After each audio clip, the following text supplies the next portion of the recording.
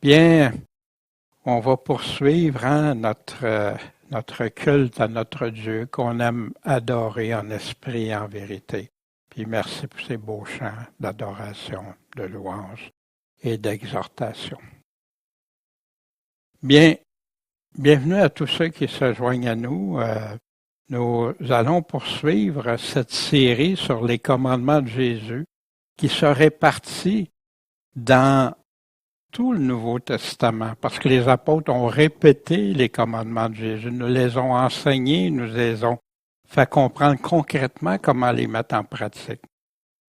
Et ce matin, on est rendu à la 33e partie des commandements de Jésus, que Jésus dit, c'est le moyen d'évaluer si vous m'aimez, si vous obéissez à mes commandements. Celui qui obéit pas, m'aime pas. Fait que c'est pas du tout du légalisme, bien au contraire, c'est l'obéissance à celui, l'auteur de notre salut, pour ceux qui lui obéissent. Amen. Bien, on va poursuivre la deuxième partie dans la lettre de Jacques ce matin. Mais avant d'aller plus loin, Michel, peux-tu nous lire ce beau psaume 15? Psaume de David. Éternel, qui séjournera dans ton tabernacle? Qui habitera sur la montagne de ta sainteté? C'est celui qui marche dans l'intégrité et qui pratique la justice, qui dit la vérité telle qu'elle est en son cœur, qui n'emploie pas sa langue à médire, qui ne fait point de mal à son prochain et ne jette point l'opprobre sur son voisin, qui regarde avec dédain l'homme méprisable et honore ceux qui craignent l'Éternel. Et s'il a juré, fût-ce à son dommage, il n'y change rien. Il ne donne point son argent à usure et ne prend point de présent contre l'innocent. Celui qui fait ces choses ne sera jamais ébranlé. Merci Michel. Quel beau psaume qui nous ramène la vérité du Seigneur. Qui va être avec Dieu pour l'éternité? Celui qui marche dans l'intégrité. Il nous dit c'est quoi marcher dans l'intégrité? C'est pratiquer la justice, pratiquer ce que Jésus nous a commandé, qui va dire la vérité telle qu'elle est, pas d'hypocrisie, rien, qui n'emploie pas sa langue pour médire, qui fait pas de mal à son prochain, il jette pas l'opprobre, la honte sur son voisin. Mais il regarde avec dédain qui? L'homme qui est méprisable. Et honore ceux qui craignent l'Éternel, la séparation. Puis s'il a promis, il a juré, même si ça serait à ses dépens, ben il ne change rien, parce que tu t'es engagé, que ton oui soit oui, que ton non soit non. Puis celui, tu ne prends pas d'argent contre l'innocent ou des faveurs contre la personne innocente. Puis celui qui fait ces choses ne sera jamais ébranlé. Bien, Jacques nous en a parlé d'une partie qu'on a vue la semaine dernière, puis il va continuer à nous en parler aujourd'hui. On va voir ce psaume-là, très clairement exposé. Mais la semaine dernière, on a vu que Jacques nous démontrait clairement ce qui est relié au commandement de Jésus, puis il faisait ça par des images et des paraboles. On retrouve beaucoup de passages dans le sermon sur la montagne que Jacques nous a réexpliqué. Au travers des épreuves, la persévérance de la foi, si on manque de sagesse, on se sent ballotté d'un bord puis de l'autre, le demander, mais avec pleine foi. Est-ce qu'on est pauvre ou riche? Pauvre ou riche pour le royaume de Dieu ou pauvre ou riche pour le royaume terrestre? On est une fleur d'une heure, ou si on veut être une fleur pour l'éternité avec le Seigneur. On a des tentations, des épreuves. La solution, surmonter les convoitises, les péchés. Puis ça nous donne accès à la couronne de vie. Parce que C'est ce que Jésus nous a demandé, de se séparer de toute l'iniquité. Bien sûr, pour ceux qui croient en Jésus. Pas se tromper, Dieu, il ne change pas. Dieu est le même hier, aujourd'hui et demain. Inchangeable, sans ombre. C'est le même évangile, les mêmes critères, les mêmes commandements, puis sans exception de personne. Tous égaux devant Dieu. Dépouillement des souillures et de la malice. Si on a ça, on ne se dépouille pas. C'est contraire à la volonté de Dieu. Mais plutôt recevoir avec douceur la parole, puis remplacer par mettre ces paroles-là en pratique. Puis tu vas te dépouiller des souillures puis de la malice dans ta vie. Pas faire comme quelqu'un qui se regarde dans un miroir puis qui oublie après. La langue, comment l'utiliser? Cette langue débridée qu'on va revoir ce matin parce que Jacques va continuer. Il n'y a pas de chapitre autrefois. La parole, pas juste la lire, mais la mettre en pratique. La seule vraie religion, Jacques nous explique, c'est aider les vulnérables, comme Jésus nous parle dans les Matthieu 25, les boucs et brebis et ailleurs. Aider les démunis, se conserver pur, ôter tout ce qui est impur dans notre vie.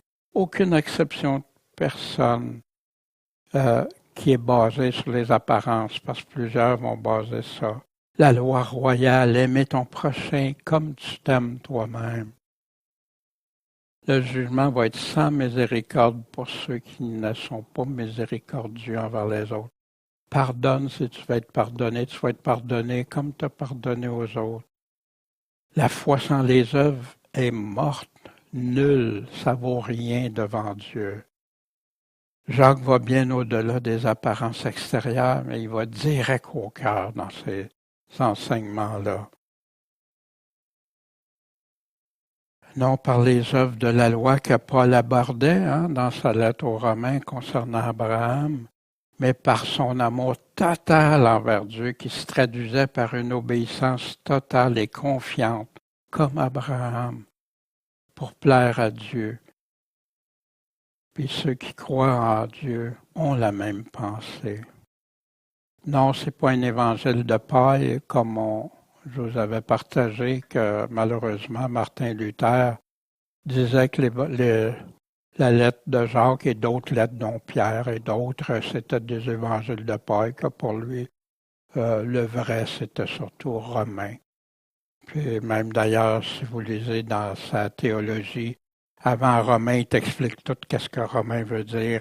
Puis les gens après, quand ils arrivent dans Jacques, ils ne comprennent plus. Là, il y a des choses qui semblent être contradictoires alors que ce n'est pas le cas. Pas du tout. C'est pas un évangile de paille. Puis quand on dit ça, c'est pas moi qui juge, qui condamne. Ça entre Dieu et Luther, c'est pas. Mais on doit le savoir, ça, parce que c'est des faits. C'est quelque chose qui est réel. Puis ça a influencé beaucoup le protestantisme, le monde évangélique, dans ça. Pourquoi tant de résistance face aux bonnes œuvres? On a vu, après s'être repenti, être né de nouveau, avoir été baptisé, pourquoi pas demander au Seigneur de nous montrer quelles sont les œuvres qu'il a préparées d'avance pour nous et porter du fruit en abondance au lieu de dénigrer les œuvres, les bonnes œuvres, et dire que tu vas être sauvé par tes bonnes œuvres, fait que tu rejettes Jésus-Christ. Non, c'est Dieu qui nous demande de les accomplir. Jésus lui-même, si on ne porte pas de fruit, on va être coupé, Jésus nous dit. En quoi ça pourrait lui être désagréable qu'on fasse des bonnes œuvres qui produisent des bons fruits dans la vie. C'est ce que Dieu nous demande. Des fruits de repentance, des fruits de l'esprit. Puis toi, quel genre de foi tu as? La foi et les œuvres? Ou j'ai pas d'œuvre, j'ai juste la foi? Pourquoi qu'on résiste? Aucun chrétien peut croire qu'il va être sauvé par les œuvres de la loi ou ses propres mérites. Seulement Christ peut nous l'accorder, ce salut. Pourquoi pas demander au Seigneur Jésus-Christ de nous les montrer? La foi et les œuvres sont indissociables. La pluie est tombée, les torrents se sont débordés, les vents ont soufflé et ont fondu cette maison-là. Puis elle n'est pas tombée parce qu'elle était fondée sur le roc, les paroles de Jésus-Christ mises en pratique. Mais quiconque entend ces paroles que j'ai ne les met pas en pratique va être comparé à un homme insensé qui a bâti sur le sable. Puis elle est tombée quand les vents sont venus, la tempête est arrivée, les persécutions, et sa ruine a été grande. Les indissociables, la foi vivante, ça met en pratique, ça produit les œuvres que Dieu veut par sa parole, par son Esprit Saint. Puis la foi et les œuvres, pourquoi ça en est là? Puis on a pris un temps, j'en prends quelques instants ce matin. La polarisation de la théologie qui ont séparé les œuvres, la foi, alors que la Bible nous les met ensemble, ces œuvres-là, mais pas les œuvres de la loi, pas nos propres mérites, mais les œuvres que Dieu demande qu'on fasse, les actions, les agissements que Dieu demande dans notre vie. Puis, pas par les œuvres de la loi, pas par nos mérites. Seul Christ peut nous sauver. Seul Christ est et dit, il est la vérité même et il dit toute la vérité. Pour ceux qui, le Père cherche des personnes qui l'adorent en esprit et en vérité, pas en mensonge. Seul Christ établit les conditions, la repentance, notre conversion, l'obéissance, mettre en pratique, prendre sa croix, le suivre, se sanctifier, etc., etc. Comment qu'on pourrait balayer ça tout du revers de la main puis dire que j'ai la foi? Pas de confusion entre Paul et Jacques qui adressent deux situations différentes. Ceux qui veulent être sauvés par leurs œuvres sans la foi en Jésus-Christ. Paul confrontait ceux qui voulaient être sauvés par les œuvres de la loi. Ou ceux qui veulent être sauvés par une foi sans produire les fruits demandés par Jésus. Ça me déresponsabilise.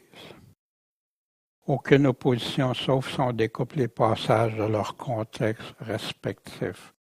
Quand Paul se servait de l'exemple d'Abraham, c'était la loi, il parlait des œuvres de la loi qui était venue. La loi qui était venue 430 ans plus tard après Abraham. Fait qu'Abraham n'a pas été sauvé par les œuvres de la loi. Mais par sa confiance, sa foi, son obéissance à Dieu. Tout s'harmonise. La foi vivante n'est pas basée sur les œuvres de la loi, mais sur Jésus-Christ, qui s'est sacrifié pour nous, puis nous demande de le suivre en produisant les bons fruits agréables à Dieu. C'est l'évangile de Jésus-Christ. Malheureusement, beaucoup, comme Luther, n'avaient pas fait le tour des paroles de Dieu avant de conclure, parce que pour lui, la grâce et les œuvres pour lui, il voyait les œuvres d'Église catholique, puis il est parti à l'autre extrême avec ça, malheureusement. On lit le texte, on lit ce qu'il y a autour du texte, on lit les autres textes qui parlent du même sujet, puis après on peut avoir une opinion, la bonne interprétation de Dieu. Fait qu'on va poursuivre dans chapitre 3. Mais juste avant, Seigneur Tout-Puissant, puisses-tu nous guider. Tu as choisi Jacques qui fait partie du Nouveau Testament pour nous enseigner tes commandements qu'on retrouve dans tes enseignements, Jésus. Puisses-tu nous aider à bien les comprendre, bien les saisir, mais surtout, ne pas être des auditeurs oublieux, pas regarder d'un miroir puis oublier après, mais vraiment mettre ces choses en pratique. On t'aime, Seigneur. On veut mettre tes paroles, tes commandements en pratique. Donne-nous l'éclairage, la sagesse par ton Esprit Saint. Amen. Jacques va continuer au chapitre 3 avec la langue. On l'avait vu au chapitre 2. Mes frères, qu'il n'y en ait pas beaucoup parmi vous qui enseignent. Là, il parle à ceux qui enseignent la parole, comme moi j'enseigne, d'autres les prédicateurs et tous ceux qui sont dans des postes d'enseigner. Ça peut être même enseigné aux enfants. parce qu'on encourt un jugement plus sévère. Oui, un jugement plus sévère, on doit rendre compte de toutes nos paroles. Puis le Nouveau Testament est rempli d'avertissements pour ceux qui dérogent, qui ajoutent ou qui enlèvent aux paroles de l'Évangile. Fait qu'on doit être très prudent. Malheureusement, comme moi, j'avais commencé à faire de l'homilétique qui venait de l'Église catholique et dont le protestantisme avait transposé. Mais si on regarde, on fait quoi? On reste dans la parole de Dieu, prêche la parole. C'est ça qu'on doit prêcher. Ajoute rien pour ne pas être trouvé menteur. Enlève rien pour qu'on retranche rien. Or, nous bronchons tous en plusieurs choses. Mais si quelqu'un ne bronche pas en parole, c'est un homme parfait, complet. On s'est tous plantés avec nos paroles déjà. On a tous dit des choses qu'on a regrettées après. Puis les pires, c'est ce qu'on a dit puis qu'on ne s'est jamais arrêté y réfléchir, puis qui étaient contraires à ce que Dieu. Notre jugement va être plus sévère envers Dieu. Wow, ça m'avait parlé. Qu'est-ce que je dis au nom de Dieu, en son nom? Qui peut tenir aussi tout son corps en bride quand tu réussis à maîtriser ta bouche? Puis Jésus nous le dit, hein, c'est de l'abondance du cœur. Hein? Où est notre cœur? Voici, on met des morts dans la bouche des chevaux. Hein? Il prend un exemple concret afin qu'ils nous obéissent, puis on dirige tout leur corps. Mais la langue, c'est la même chose. Mais c'est ça qui... Mais notre langue, c'est bonne, ça va être les bonnes choses, mais c'est mauvais, ça va être les mauvaises choses.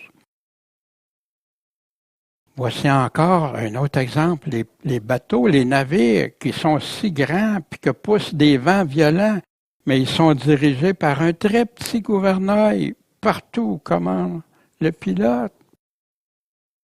De même, la langue est un petit membre, puis elle se vante de grandes choses. Hein? Combien de fois qu'on a parlé pour se mettre en valeur, pour dire qu'on est bon, sans le dire directement, indirectement ou directement.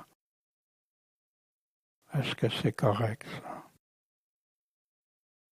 La langue, hein, c'est un petit membre. Elle se vante de grandes choses. Combien de bois peut pas allumer? Combien de querelles est-ce qu'on a allumé avec notre langue? Elle est aussi un feu. Un feu, ça commence tout petit, puis ça peut détruire tant.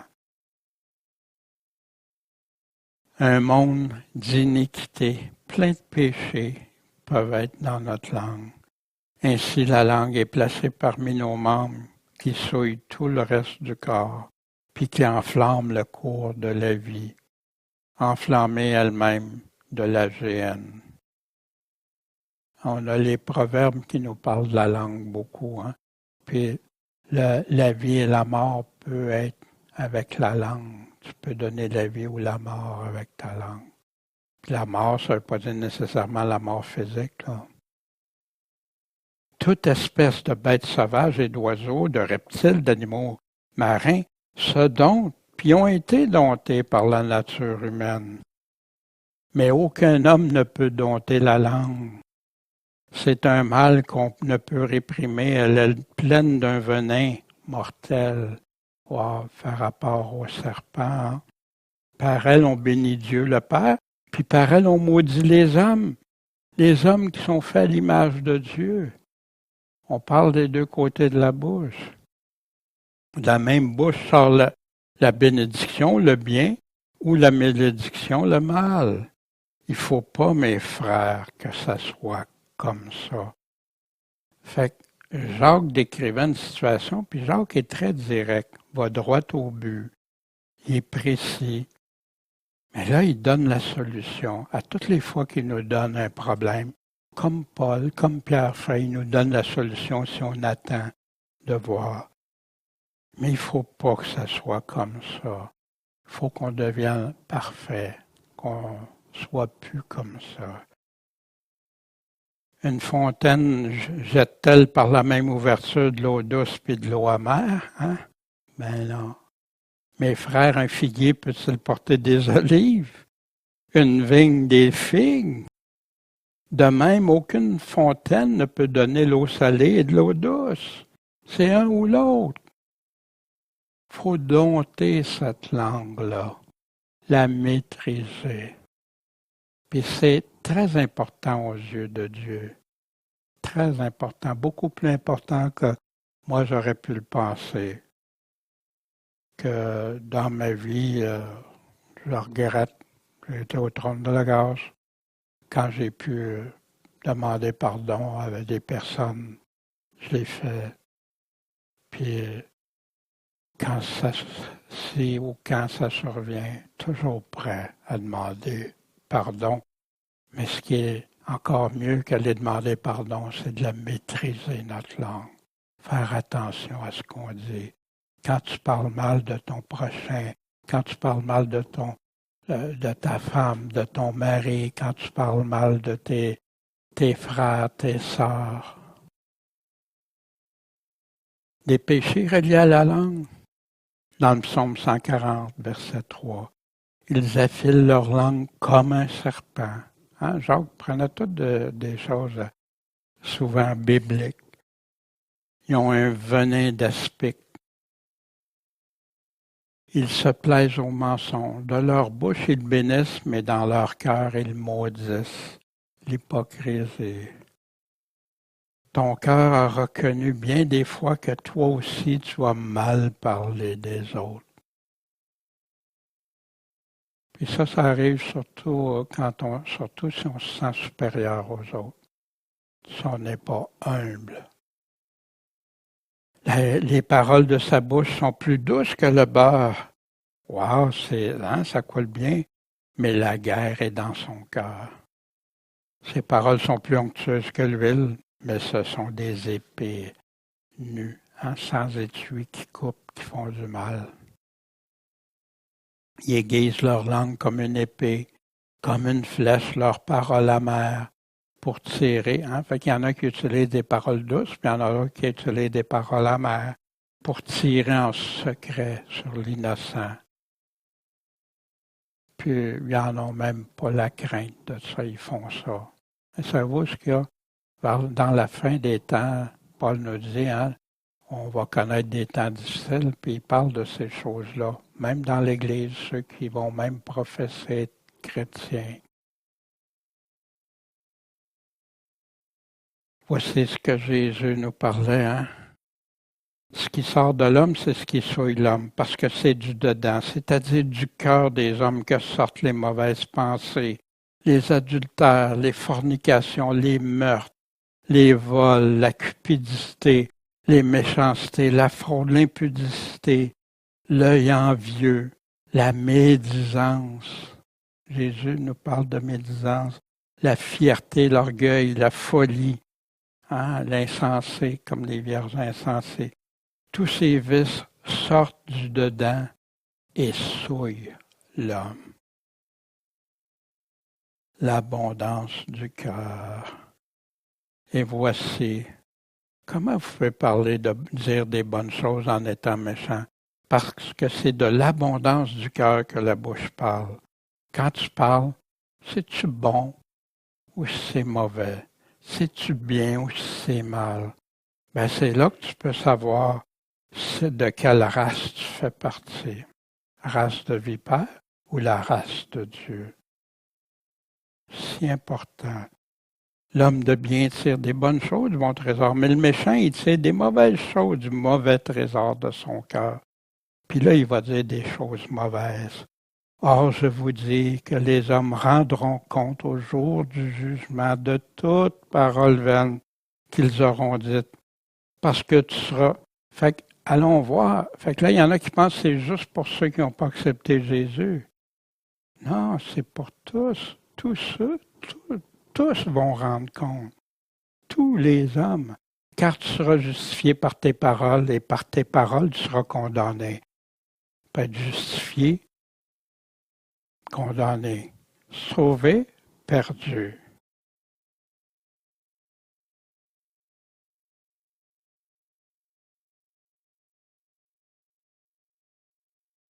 Donc là, l'apôtre va nous revenir sur la sagesse.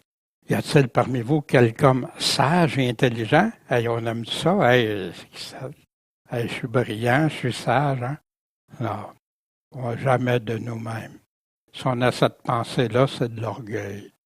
C'est le contraire de ce que Dieu attend de nous. Mais, si tu veux être sage selon Dieu, puis intelligent selon Dieu, ce qu'on doit chercher, mais qu'il montre ses œuvres, comment? Par une bonne conduite, avec la douceur de la sagesse.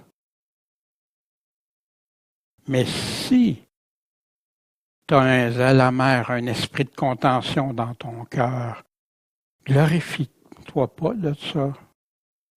Tu es prête à tout le temps avoir quelque chose avec quelqu'un, tu sais, jamais d'accord, tu es prête avec un zèle amer, hein, pourtant tu es bien zélé.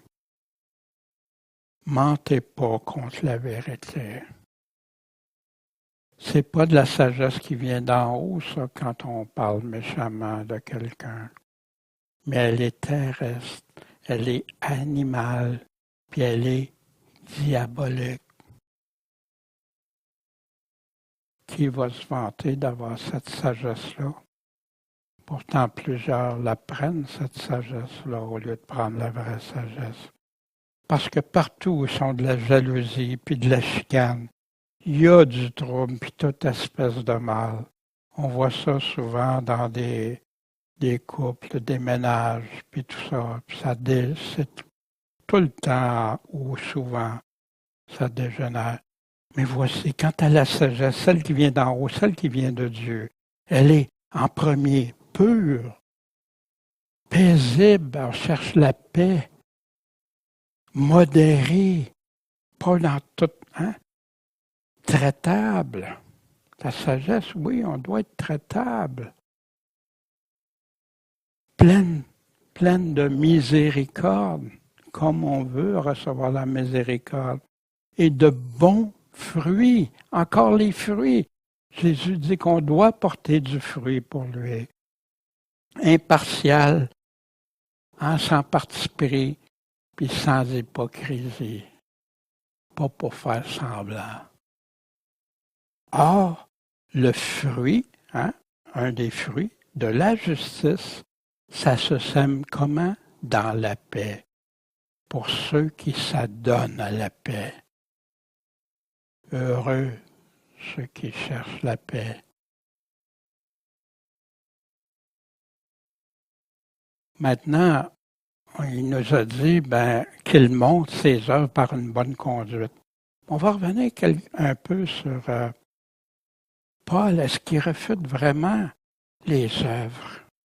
Puis s'il refute les œuvres, Paul, que c'est du légalisme ou que tu vas être perdu par tes œuvres, etc., tout ça, on va voir si c'est oui, lesquels. Voici ce que Paul dit dans Actes 26, 20. Mais premièrement, j'ai prêché. Qu'est-ce qu'il a prêché? À ce Damas, suite à sa conversion, il est rentré dans la synagogue, à Jérusalem. Au temple, et dans toute la Judée, puis aussi aux gentils, aux non-juifs. À quel évangile qui prêchait de se repentir, de se convertir à Dieu, puis comment se convertir à Dieu en faisant des œuvres dignes de la repentance. Est-ce que Paul condamne les œuvres? Il se serait démenti lui-même. Où est le sujet de se glorifier? Il est exclu. Par quoi? Par la loi des œuvres? Des œuvres de la loi de Moïse? Non, mais par la loi de la foi. La foi en Jésus-Christ qui est en train de nous parler. Nous concluons donc que l'homme est justifié par la foi, sans les œuvres de la loi. sans les œuvres de Moïse, de la loi de Moïse. C'est ça que Paul parlait aux Romains tout au long de la loi de Moïse. Mais il parlait, je suis la loi de Christ, la loi de Dieu, la loi, les différentes lois même que Paul parle. Dans Éphésiens, c'est pas par les œuvres, pour que personne se glorifie, qui arrive à Dieu et dit, je suis sauvé, moi, parce que j'ai fait des bonnes œuvres. Non, parce qu'on est son ouvrage, on lui appartient à Dieu. Ayant été créé en Jésus-Christ quand elle s'est arrivée, quand on s'est converti. Pourquoi? Pour les bonnes œuvres. C'est pour ça que Jésus nous a créés en lui, nous a donné cette nouvelle naissance, nous a convertis pour les bonnes œuvres que Dieu a préparées d'avant. Des œuvres, c'est des actions, des gestes. Ça commence dans nos pensées, dans notre cœur, hein? Puis ça se traduit en obéissant à ce que Dieu nous demande. Qu'est-ce qu'il a préparé d'avance? Il nous l'a dit dans sa parole. D'aller parler de lui, prêcher sa parole, d'aller faire du bien, d'aimer notre prochain. Tout ça, fait toute partie des bonnes œuvres, préparées d'avance afin que nous y marchions. Prenez aucune part aux œuvres sans fruit des ténèbres, infructueuses, mais plutôt condamnez-les. De quelles œuvres ici Paul condamne? De telle sorte que vous vous conduisez d'une manière digne du Seigneur, dignement, pour lui plaire en toutes choses, puis de quelle manière? En portant des fruits, en toutes sortes de bonnes œuvres. Tu veux porter du fruit par des bonnes œuvres et croissant dans la connaissance de Dieu. Il y en a qui pensent qu'ils ont fait une prière puis ils connaissent Dieu, tout est réglé. Non, on doit grandir, demander, chercher, frapper tout au long de notre vie chrétienne. Aux Corinthiens, il nous faut tous comparaître devant le tribunal de Christ. Il parle à qui ici des chrétiens, afin que chacun reçoive selon soit le bien ou le mal qu'il aura fait étant dans son corps, autant nos paroles que nos actions. Qui montre ses œuvres par une bonne conduite avec douceur de la sagesse. C'est ça qu'on doit s'encourager, s'exhorter, pas diminuer les bonnes œuvres que Dieu veut qu'on fasse, puis mépriser, en méprisant ceux qui veulent le faire, leur dire que c'est des légalistes. Moi, ça passe plus, ça.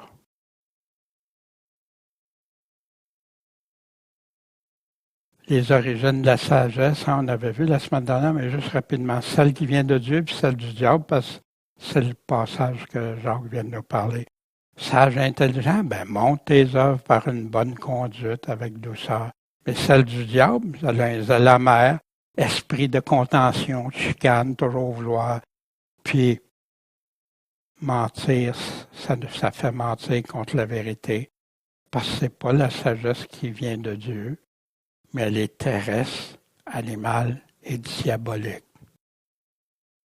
Puis il y a du trouble, toute espèce de mal, tandis que la sagesse de Dieu, elle est d'abord, en premier, pure, sans impureté, paisible la paix, modérée, tempérée, traitable, pleine de miséricorde, puis pleine de bons fruits.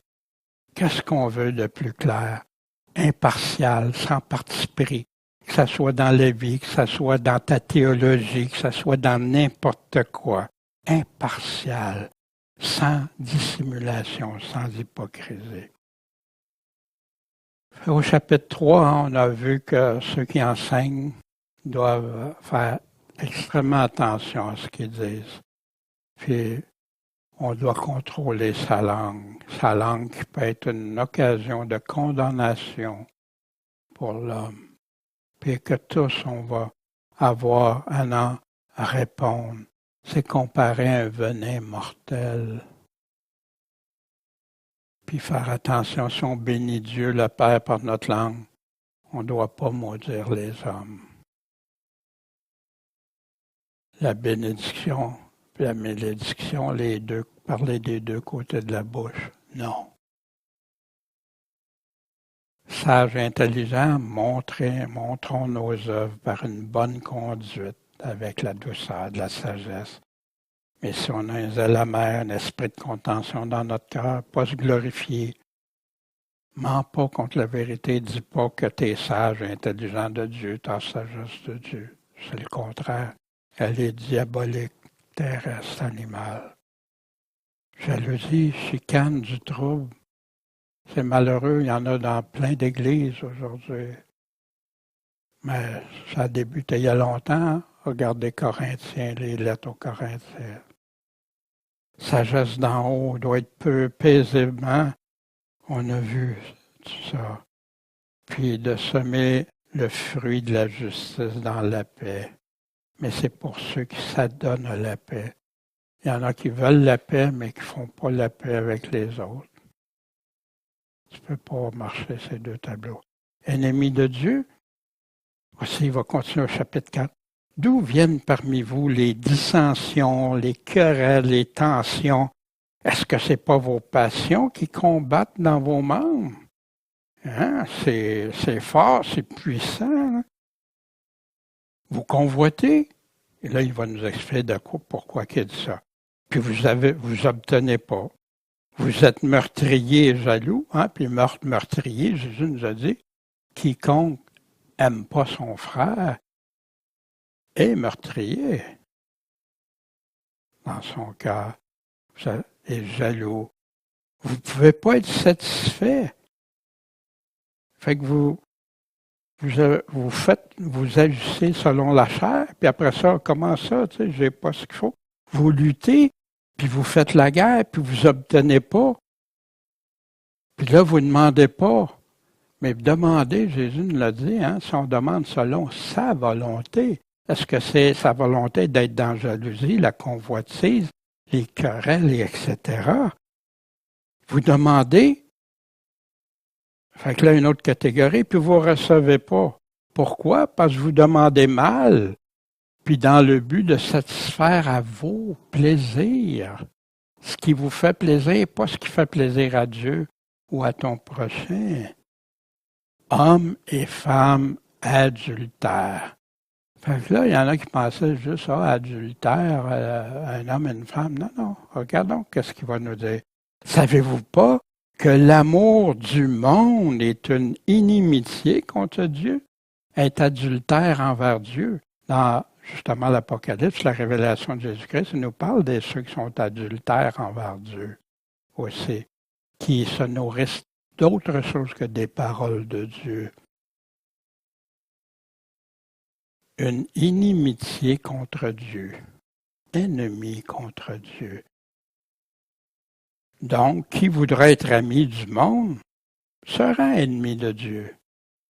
T'aimes le monde? C'est ça que t'aimes? Tu commets adultère envers Dieu? T'aimes mieux le monde que le royaume de Dieu. C'est ça qu'il est en train de parler. Pensez-vous que l'Écriture parle en vain? Que c'est pour rien que la Bible nous parle? L'Esprit qui habite en nous a-t-il des désirs qui portent à l'envie? Il y en a qui disent, là, c'est le Saint-Esprit qui me met ça à cœur. C'est des choses égoïstes ou pour la chair. Oh, ça marche-tu, ça? Oh, le Saint-Esprit m'a dit que je peux m'acheter X, Y, Z. Ben, je ne dis pas que c'est impossible, mais vérifie avant si c'est l'amour du monde, si c'est pour l'amour du monde, tes besoins, tes passions, ou si c'est pour le royaume de Dieu, ou qui respecte le royaume de Dieu. Au contraire, l'Esprit accorde une grâce plus grande. C'est pourquoi l'Écriture dit, dans l'Écriture, Dieu résiste aux orgueilleux, mais il accorde sa grâce à qui? Aux humbles. Pas à ceux qui sont amis du monde, que c'est les choses du monde, puis vivent selon le monde. Dans ses commandements, Jésus était très clair, nul ne peut servir 2 maîtres, tu vas nommer un ou l'autre, hein? Tu ne peux pas. Il dit, inquiétez-vous pas, soyez pas en souci de votre vie, ce que vous allez manger, boire pour votre corps vêtu. La vie n'est-elle pas plus que la nourriture, puis le corps plus que le vêtement? Où tu mets tes priorités? Mais inquiète-toi pas, Dieu sait ce que tu as besoin, il va s'occuper.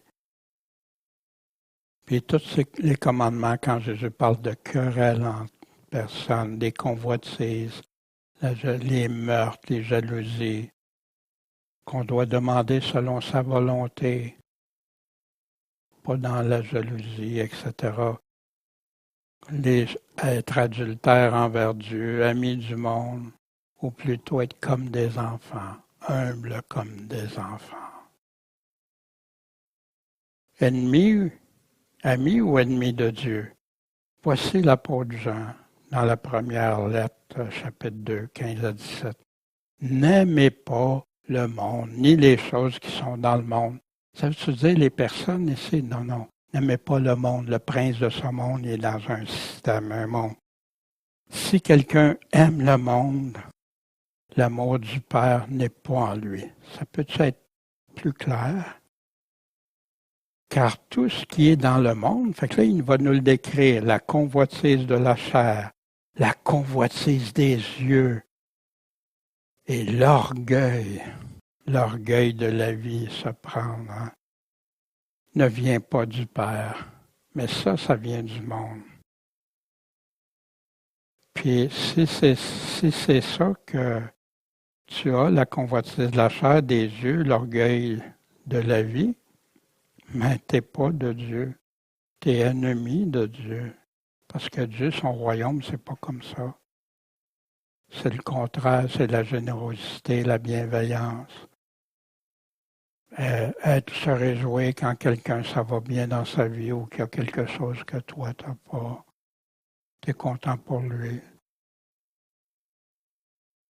Là, ça ne vient pas du Père, mais du monde. Et le monde passe sa convoitise, hein, comme une fleur. Mais celui qui fait quoi? Faire la volonté de Dieu, lui, demeure où elle demeure éternellement pour toujours. Fait aimer le monde. Dans Romains 8, un passage, il n'y a plus aucune condamnation pour ceux qui sont en Jésus-Christ. Il y en a beaucoup qui oublient ça, c'est quoi être en Jésus-Christ, qui marche non selon la chair, mais selon l'esprit, je l'ai mis là. Ça, tous les chrétiens, allaient jusque dans les années 1800, avaient ces mots-là, qui marchent non selon la chair, mais selon l'esprit. Mais dans les nouvelles versions de Bible, beaucoup ont supprimé ça. Mais il y en parle plus bas. Mais c'était bien là. Toutes les anciennes versions, tu le retrouves, même des versions catholiques ou d'autres versions. Mais, ici, ceux qui vivent selon la chair, ils s'affectionnent aux choses de la chair. Mais ceux qui vivent selon l'esprit, eux autres vont s'affectionner aux choses de l'esprit.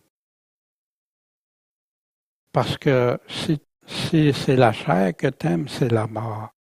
Mais si c'est l'esprit, ça c'est la vie et la paix envers Dieu.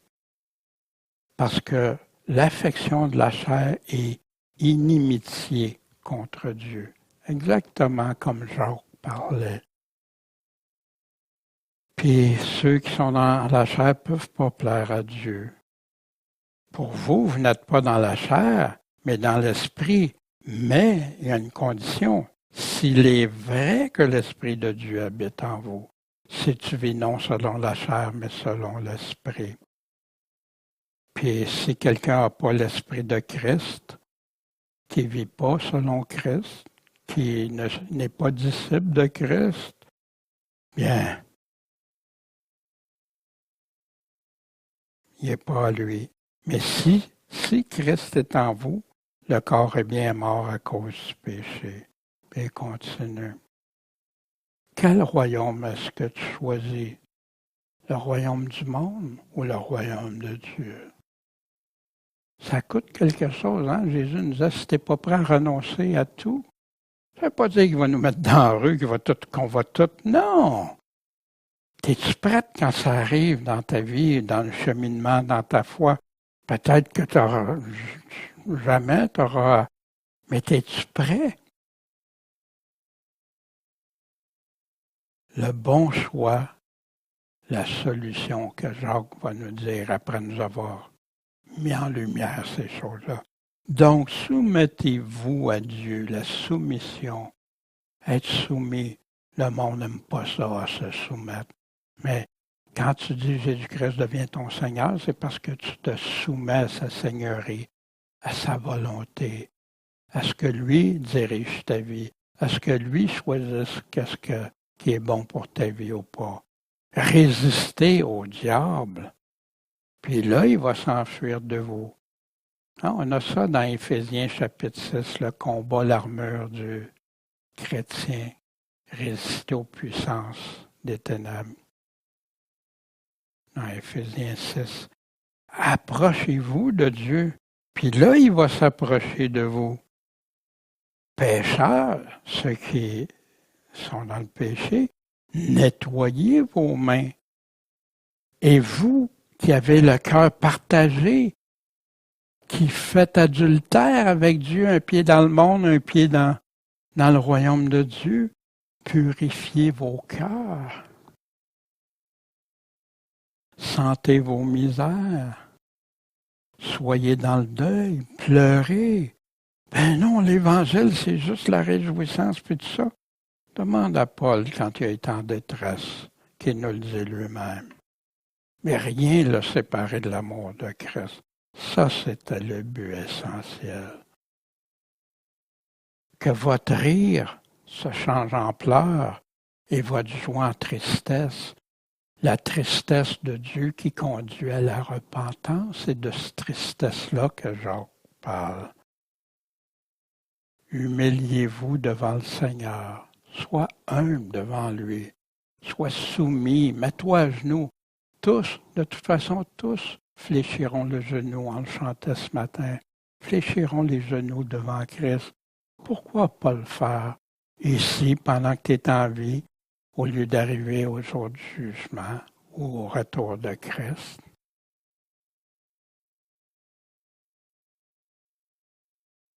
Puis, ce qu'il y a de spécial avec Dieu, si tu te rends humble devant Dieu, là, il va t'élever. Dans les commandements, ce qui est si important, si vous invoquez comme votre Père, celui qui, sans faire exception de personne, va juger quoi? L'œuvre de chacun. Conduisez-vous avec crainte durant le temps de votre habitation passagère ici-bas. L'apôtre Pierre. Puis, Dieu va nous corriger. Plusieurs de nous, on a eu soit à prendre ces choix-là, à le faire, puis si jamais vous n'avez pas été jusque-là, faites-le. Dieu nous corrige. Sa parole nous parle. Son Esprit Saint va nous faire comprendre. Ton Dieu te châtie comme un homme châtie son enfant. Garde les commandements de l'Éternel, ton Dieu, pour marcher dans ses voies, puis pour le craindre, lui, et non les hommes. Il va nous parler de médisance maintenant. Médisez pas, vous vous souvenez dans le psaume 15, que Michel nous a lu tantôt, on en parlait. Médisez pas les uns des autres, dire du mal les uns des autres. Celui qui médit d'un frère et qui condamne son frère. Là, tu es en train de dire qu'il ne faut jamais rien dire? Non, parce que Paul lui-même, il dit quand quelqu'un a mal agi, j'ai déjà jugé, c'est mal ce qu'il fait.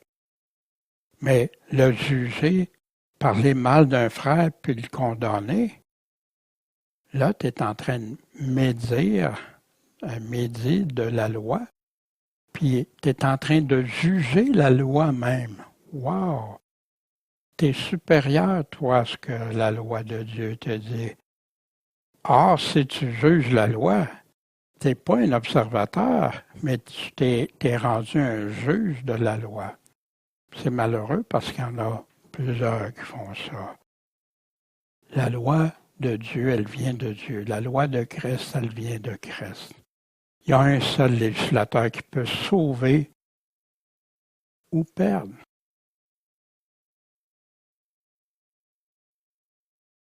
Fait que le législateur qui peut sauver ou perdre, c'est qui? C'est Dieu. Toi, qui es-tu qui juge les autres?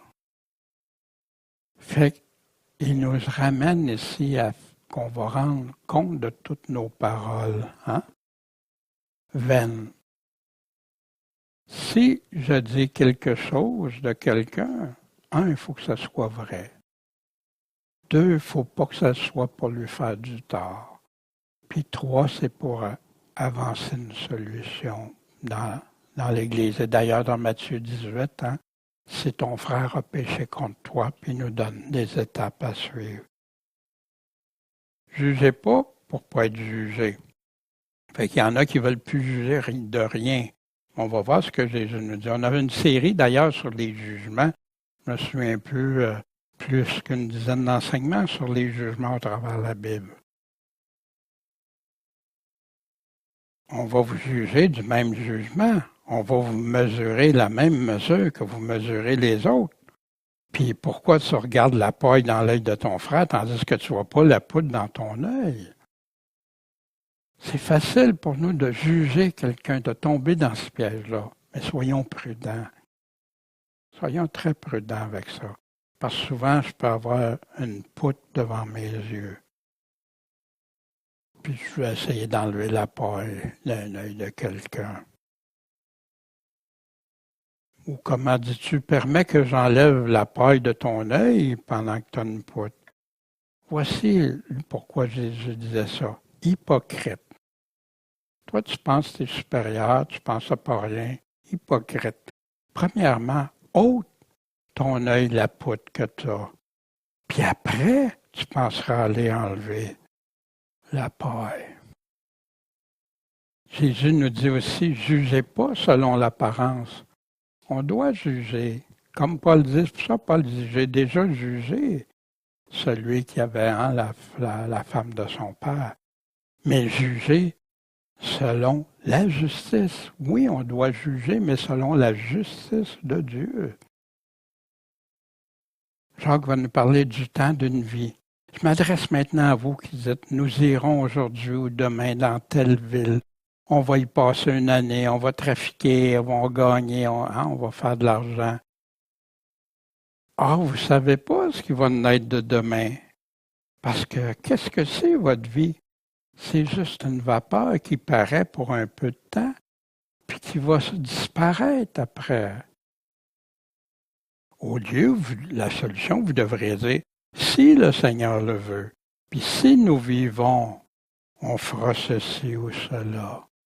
C'est Dieu qui gère notre vie. D'ailleurs, Paul le savait très bien, c'est pour ça qu'il était conduit par l'Esprit Saint.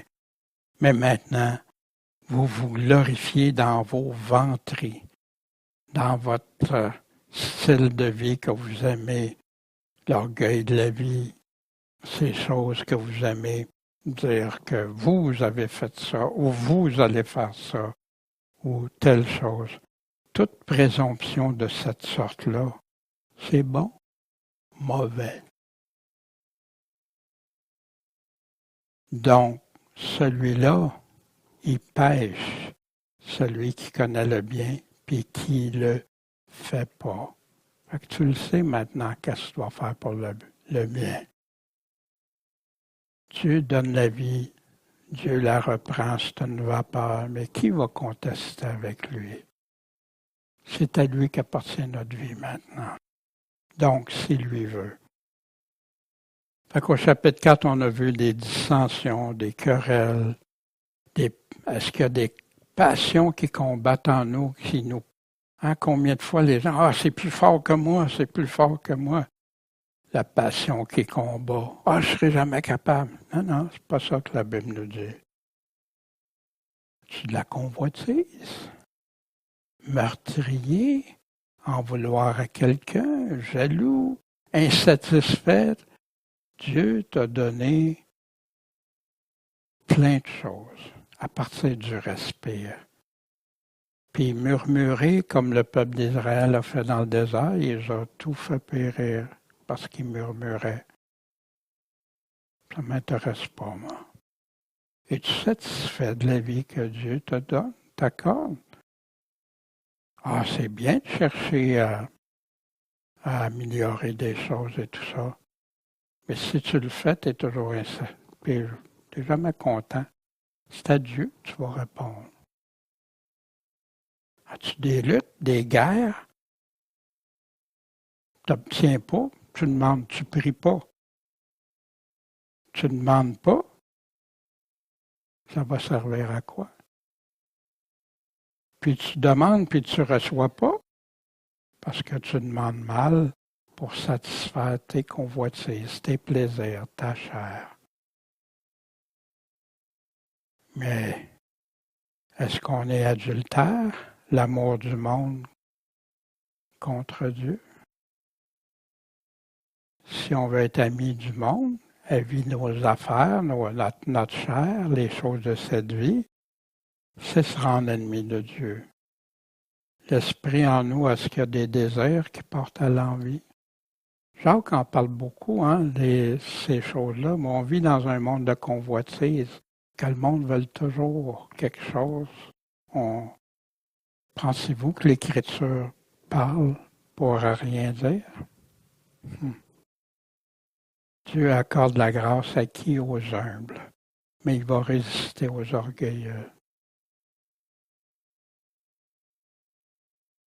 Celui qui connaît le bien et qui ne le fait pas commet un péché. Celui qui médite d'un frère condamne son frère, médit de la loi, puis se met en juge de la loi. Es-tu observateur ou juge de la loi? Qui peut sauver et perdre? Qui es-tu qui juge les autres, qui condamne les autres? Se soumettre à Dieu, résister au diable, puis il va s'enfuir de nous. Comme Jésus a fait quand il a résisté après ses 40 jours de jeûne. Approchez-vous de Dieu, puis il va s'approcher de vous. Nettoyez vos mains, et vous qui avez le cœur partagé, purifiez vos cœurs. Repentez-vous de l'adultère envers Dieu. Vos misères, votre deuil, vos pleurs, que votre rire se change en pleurs, puis votre joie en tristesse, la repentance envers Dieu. Se rendre humble devant le Seigneur, puis c'est lui qui va nous élever dans le temps voulu. Puis s'il veut que je reste humble, je vais rester toujours humble. Mais lui fera qu'est-ce qu'il voudra de ma vie.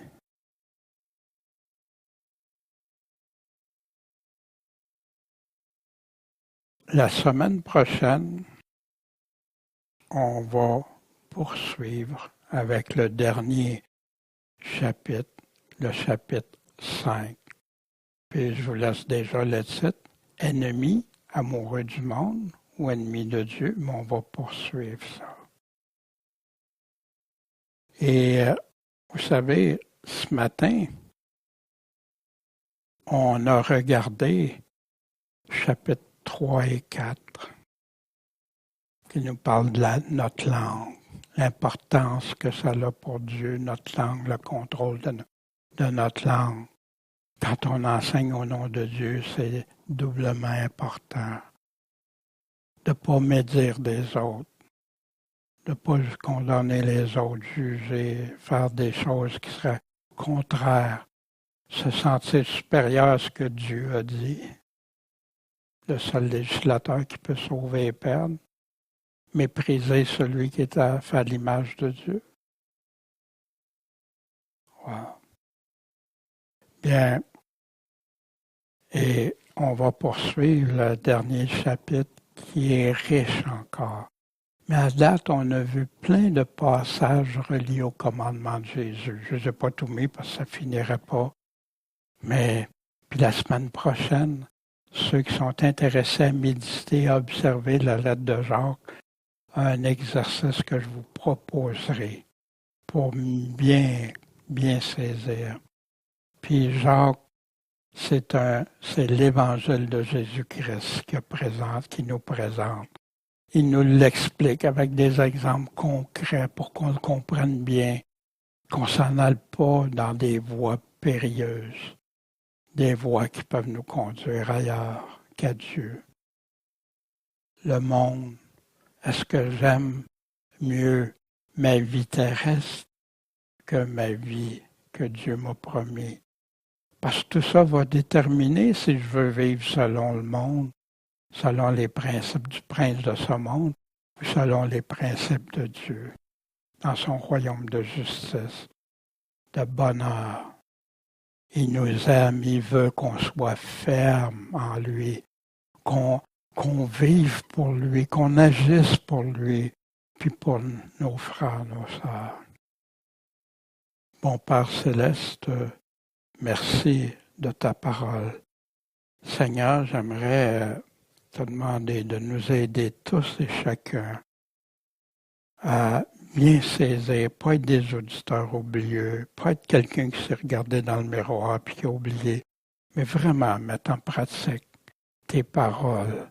Merci pour Jacques qui nous conduit dans tes enseignements, qui nous répète tes enseignements, principalement celui du Sermon sur la montagne, mais plein d'autres. Puis plein d'autres enseignements comme Paul, comme Pierre, comme Jean, comme Jude aussi. Puis surtout comme toi, Jésus. Merci. Accompagne-nous, bénis les frères, les sœurs. Aide ceux qui ont l'amour de la vérité, qui veulent savoir si tu vrai, que j'avais d'autres croyances, c'est tout ça ou pas ça. Mais Seigneur, qu'ils s'en tiennent juste à tes paroles. Ta parole, Seigneur, qui est la vérité. Ta parole qu'on doit mettre en pratique. Tes commandements que si on t'aime, on va aimer, les suivre, leur obéir. Seigneur, merci, béni sois-tu. Puis, comme on va voir, Dieu voulant, la semaine prochaine, parce que c'est toi qui décides de tout, Seigneur, le dernier chapitre, la conclusion. Merci, Seigneur. Béni sois-tu. Puis que mes frères et sœurs soient bénis aussi. En ton Saint-Nom Jésus, le patron, le maître, le Seigneur, qui devient notre Sauveur. Amen.